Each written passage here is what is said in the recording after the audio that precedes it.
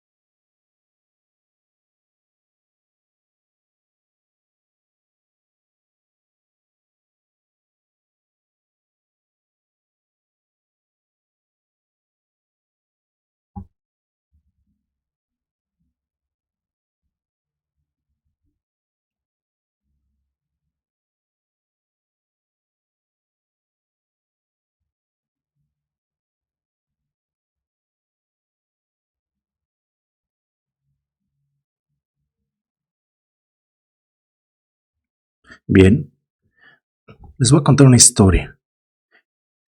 En el invierno de 1898, Valle de los Suspiros, un lugar olvidado por los mapas, la tierra fértil, era ahora una costra agrietada. La hambruna había llegado como un lobo silencioso, llevándose primero a los animales, después la esperanza y al final la humanidad. Elias Thorne, patriarca de una familia, veía cómo los pómulos de sus hijos se hacían más afilados cada día, como la luz en los ojos de su mujer, Clara, que también se estaban apagando. En la colina de enfrente, la granja del vecino, el viejo Matías, seguía verde, un manantial oculto, decían. Otros, con envidia, murmuraban que era un regalo de Dios. Elías decía, no puedo verlos más así. Clara, el pequeño Tomás, apenas llora y solo hace eso. Clara solo le decía, rezaremos, Elías, Dios proveerá. Elías, con un estallido de rabia ahogada, decía: Dios se ha olvidado de este valle. O Matías pactó con algo que no es Dios para mantener su agua. Y la frase que muchos dicen: porque a él y a nosotros no. Le envenenó, no a su esposa. No fue un arrebato de locura, sino un cálculo lento y frío nacido del despecho. Con las hierbas que conocía, la misma que usaba para sanar los animales, preparó una pócima, y en la luna más negra de la noche y del año, se arrastró hasta el manantial de Matías. Vertió una esencia de la cicuta y la belladona en el agua cristalina. No vio a Matías beberla, pero sí vio, una semana después, la parcela verde marchitarse y la casa del vecino quedarse en silencio para siempre. ¿Y qué crees? La tierra fue suya por abandono. La familia Thorne sobrevivió. Pero esa noche, después de hacerlo, Elías tuvo un sueño. No era un sueño, juraría hasta su lecho de muerte, que era una visita. Una figura alta y sin rostro, hecha de sombras y raíces, se plantó a los pies de su cama. No habló con palabras, pero el mensaje se grabó a fuego en su mente, como una semilla plantada en lo más profundo de su alma. Y él escuchó: agua robada, sangre pagada. Tu linaje de mi edad no pasará. Primogénito con primogénito, la deuda se cobrará. Mientras la tierra sea tuya, mi justicia vivirá.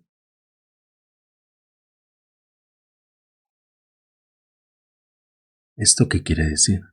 Para entender cómo funciona una maldición, primero debemos despojarla de su ropaje folclórico y ver su esqueleto. No es magia en el sentido infantil del término. Es según las tradiciones esotéricas y cientos de testimonios coincidentes. Un constructo psicoespiritual de extraordinaria complejidad y durabilidad. Piensa en ella como no un hechizo, sino como un virus informático. ¿Qué requiere un virus informático? 1. Un evento detonante de alta carga emocional y moral, el que abre la puerta. 2. El acto de voluntad consciente, una invocación involuntaria, pero poderosa. La programación de un virus o la maldición propia dicha. 3. Un vínculo de sangre que actúa como cable de transmisión, el mismo linaje. Y 4. Un combustible para mantenerse activo, el dolor, el miedo, el secreto y sobre todo la repetición inconsciente de patrones por parte de los descendientes. Para ilustrarte esta mecánica, analicemos un caso concreto que lo llamaremos la semilla envenenada. En su esencia, el arquetipo de la deuda de sangre. Como ya les conté la historia, les voy a explicar cuál fue el evento detonante. Elías Thorne. La escena del envenenamiento del manantial del vecino, Matías. El frío, el olor a tierra muerta, el paso de la botella del vidrio, el brillo perverso del agua líquida bajo la luna. El acto no es impulsivo, se subraya deliberación. Y el cálculo frío. Esto es crucial. La puerta se abre no con pasión, sino con una corrupción consciente de voluntad, para sobrevivir a costa de otros. La invocación o la maldición propiamente dicha. Este es el segundo paso. Aquí no es un brujo quien lo maldice, es la propia violación de un orden natural la que genera una respuesta automática. La entidad que visita a Elías en sueños se presenta no como un demonio, sino como un genius loci corrompido, o sea, un espíritu de tierra misma, que ha sido envenenado y ahora exige compensación en términos simétricos.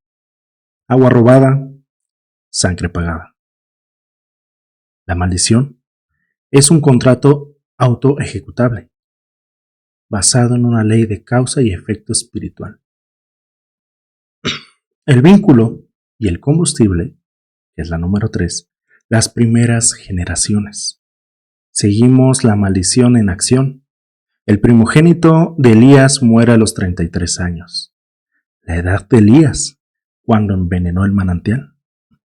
Primogénito por primogénito. De una enfermedad rara que seca el cuerpo desde adentro. La familia ahora prospera. Atribuye la tragedia a la mala suerte. El secreto de Elías se mantiene. Pero la abuela Clara, en su lecho de muerte, susurra a su hija: esta tierra tiene hambre de nosotros.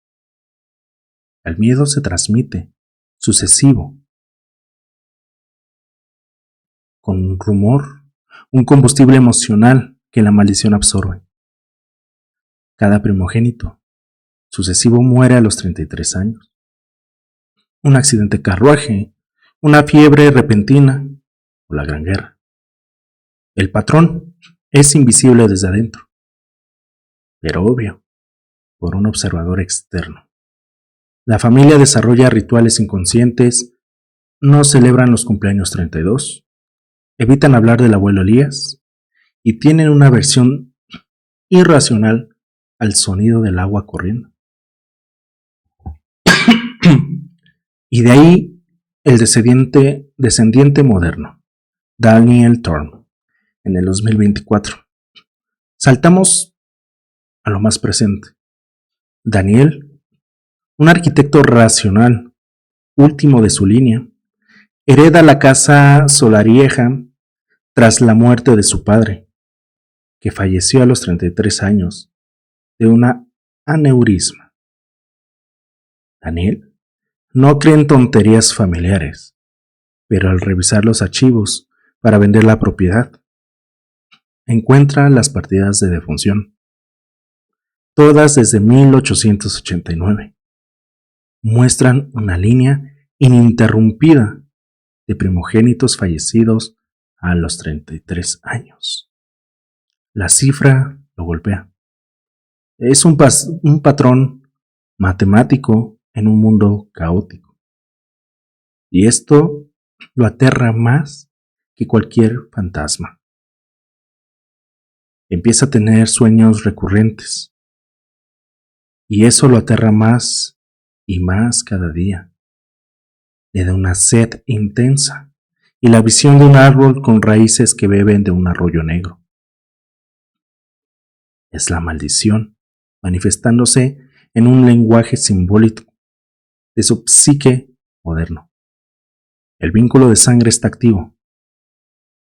El combustible, ahora, es su terror racional ante lo irracional y su obsesión por romper el patrón.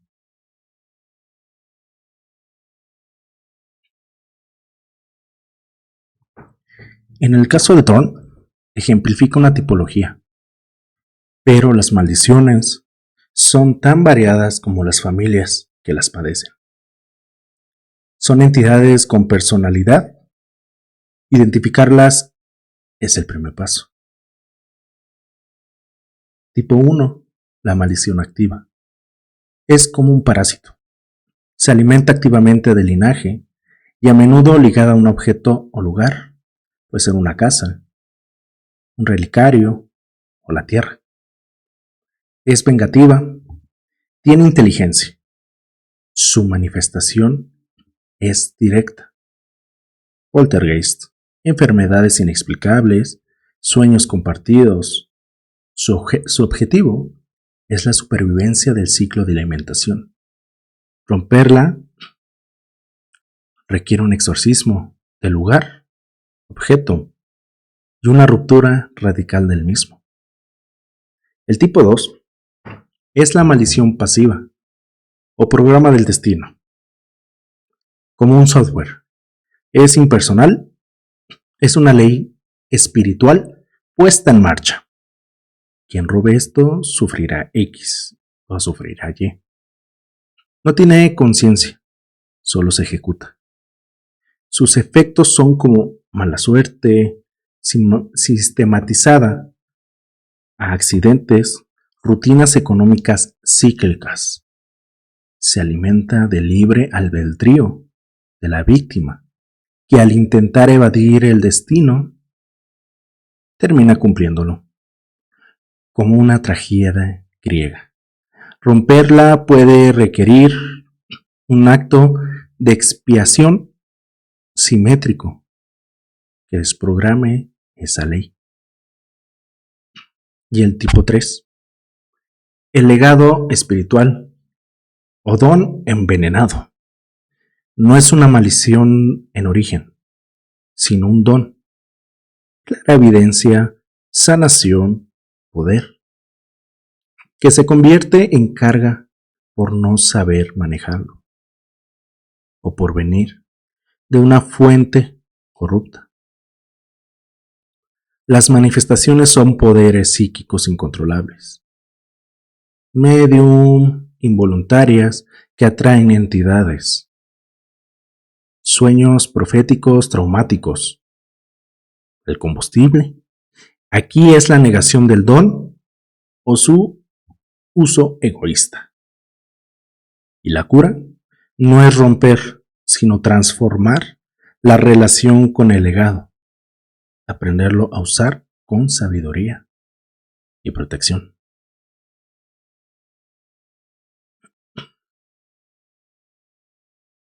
Y esta es la pregunta que todos los Daniel Thorne se hacen. ¿Se puede romper? La respuesta es compleja y poco elegante. Sí, pero casi nunca sin un costo terrible. No existe un hechizo antimaldición universal. La solución debe ser tan pacífica y personalizada como la maldición misma, y debe atacar sus pilares. El pilar número 1, romper el vínculo de sangre, es la solución más radical. Implica cortar la línea de transmisión. En este caso, extremos pueden significar la decisión consciente de no tener hijos, terminando el linaje. Es la victoria rica por excelencia. Ganas, pero aniquiladas tu legado biológico. Métodos menos drásticos, cambios de apellido, simbólicamente potente pero no siempre efectivo. Adopción, rompe el vínculo genético o el vínculo del alma familiar persiste. Créeme, es una solución del circuito abierto. El segundo pilar es agotar el combustible, la solución psicológica. Si la maldición se alimenta de secreto, miedo y patrones repetitivos, la terapia transgeneracional, el sacramento de la confesión, o sea, hablar en secreto, y la ruptura consciente de los rituales familiares pueden debilitarla hasta la inanición. Daniel Thorne tendría que reunir a su familia, leer en voz alta el diario de Elías, reconocer el patrón públicamente y quizás realizar un acto de restitución simbólico, o sea, devolver la tierra a los descendientes de Matías, si los hay, o convertirlas en un santuario natural. Esto cambia la narrativa de lo que alimenta la maldición. Y el pilar 3 renegociar el contrato. La solución espiritual, pero peligrosa, implica reconocer la entidad o fuerza detrás de la maldición. Y con la guía de alguien con conocimiento, obviamente no busques un charlatán o alguien que te quiera cobrar y sigas igual. Busca a alguien que de verdad te quiera apoyar y sepa de esto. Y con él vas a intentar una reparación. No es pedir clemencia, es ofrecer una solución simétrica y justa que castiga la ley espiritual violada. En el caso de Thorn, ¿podría Daniel, en lugar de su vida, dedicar su vida a limpiar acuíferos contaminados, a sanar la tierra que un ancestro envenenó? El peligro es inmenso. Abrir un diálogo puede reforzar el vínculo. La entidad puede pedir un precio aún mayor.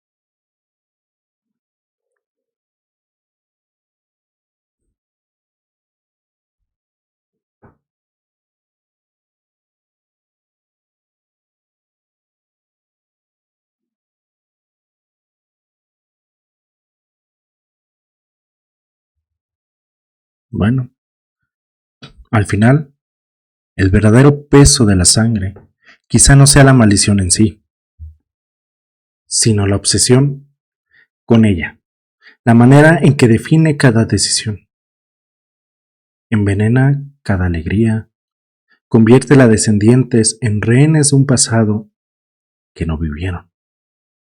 Daniel Thorne se enfrenta a una lección imposible: vivir los próximos años mirando por encima del hombro, esperando que el reloj se detenga a los 33, o arriesgar todo en un acto de fe hacia lo invisible. Tal vez la lección más profunda de estas historias no es cómo romper una maldición, sino transformar su significado. Aceptar que el horror heredado puede, en el acto que confrontarlo con coraje y conciencia, devenir en algo distinto. Es un recordatorio que nuestras acciones tienen ecos, en un llamado a la responsabilidad radical, no solo en el ante nuestro futuro, sino ante nuestro pasado. La maldición familiar es, en última instancia, la manifestación extrema de una verdad incómoda.